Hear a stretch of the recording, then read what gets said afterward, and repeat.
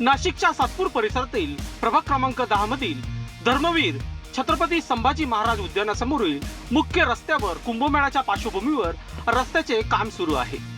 यावेळी रस्ता एकतर्फी करण्यात आला असला तरी दोन्ही बाजूंनी वाहनांची मोठी वर्दळ सुरू आहे। मात्र रस्त्याच्या मधोमध सातपूर महानगरपालिकेच्या पावसाळी गटार योजनेचा ड्रेनेज असल्याने अपघाताचा धोका निर्माण झाला आहे।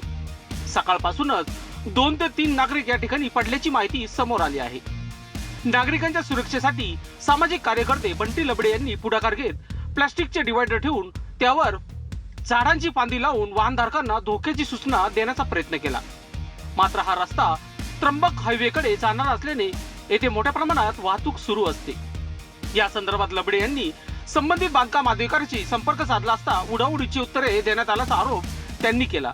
हे काम प्रभाग क्रमांक 10 मधील असून आम्ही प्रभाग क्रमांक 11 मध्ये येतो असे सांगण्यात आल्याचे त्यांनी म्हटले आहे। संबंधित अधिकाऱ्याची चौकशी करून कारवाई करावी तसेच निष्काळजी करणाऱ्या संबंधित ठेकेदाराला ब्लॅकलिस्ट करण्यात यावे अशी मागणी सामाजिक कार्यकर्ते बंटी लबडे यांनी केली आहे। वृत्तसंकलन विभाग, सातपूर, नाशिक।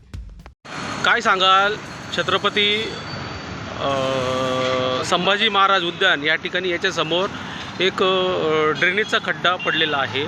या ठिकाणी महानगरपालिकेचं कुठलंही त्यावरती अंकुश नाही। काय सांगाल नेमकं यांचं असं आहे का, जो खड्डा पडला पहिले रिक्षा अडकली त्या खड्ड्यामध्ये, नंतर आम्ही रिक्षा काढली, नंतर मग 2 व्हीलरवाला पण अडकला।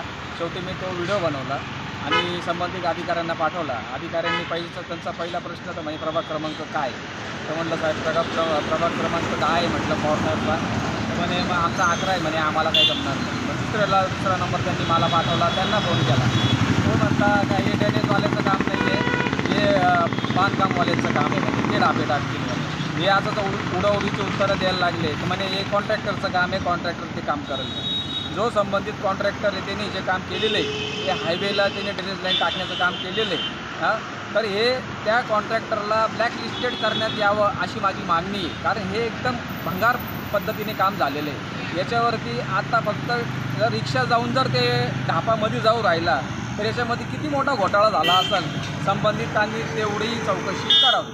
आपण जर बघितलं आता हा दिवसाचा प्रवास आहे, परंतु रात्री देखील अशाच गाड्या जोरात भन्नाट सुटतात। या ठिकाणी दिशादर्शक फलक लावणं गरजेचं आहे, परंतु महानगरपालिकेने लावलंय का ते आपण लावलंय? ते आम्ही स्वतः त्यांचे डिवायडर उचलून आणले, ते डिवायडर तिथं टाकले ठेवले, लोकांना सांगितलं का तुम्ही गाड्या बाजूने न्या नाही तर तुमचा ॲक्सिडेंट होणार। ॲक्सिडेंट झाले याच्या पहिले पण एक माजी सैनिक ते पण वारलेत हे खड्ड्याच्याच प्रॉब्लेममुळे, ड्रेनेजच्या प्रॉब्लेममुळे। तर ती तसा काही अपघात होऊ नये म्हणून आम्ही तिथं आता डिवायडर ठेवलेलं आहे। रात्रीचा जर एखादा अपघात घडला तर याला सर्वस्वी जबाबदार कोण असेल? याला सर्वस्वी जबाबदार प्रशासन असणारे, संबंधित अधिकारी असणारे आणि कॉन्ट्रॅक्टर असणारे। लोकांनी लोकांसाठी उचललेले अस्त्र म्हणजेच लोकशास्त्र न्यूज।